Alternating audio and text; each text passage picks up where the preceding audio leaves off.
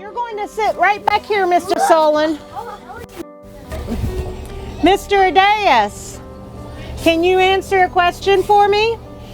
What numbers make up 81? 41 plus 40. You have to sit with them every day. That's pretty good. I kept seeing on the news, my husband and I kept seeing on the news how Anchorage needed bus drivers. I just felt the need to do something to help the community out because I really couldn't see having kids walking to school after I heard and learned about the cohort system. It just kind of tugged at my heart, really had a hard time with that. For me, it was pretty easy because I already had a lot of knowledge about the vehicles because of my experience from the military.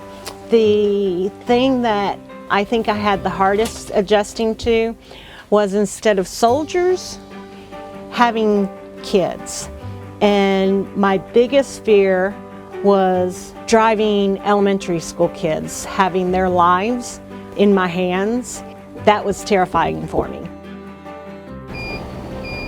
To be able to do permanent routes for the kids so that they don't have to do the cohort system, the 3 week on, 6 weeks off.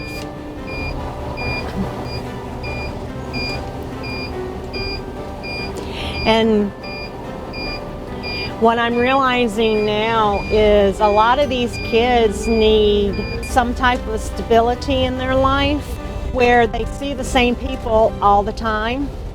And I felt like I can provide that for them. I believe that if I can be a constant in their life, it will make a difference at some point in their life.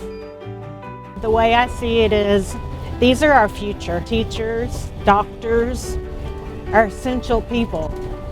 And I think that our community needs to step up and teach them how important it is to give back to communities.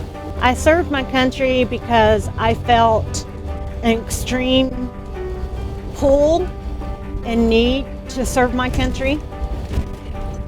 And I think that's why I felt such a pull when I saw that they were in need of drivers for our kids.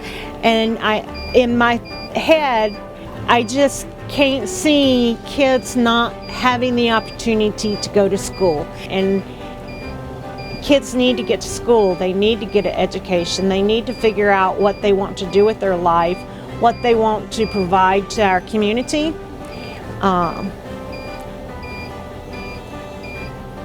So,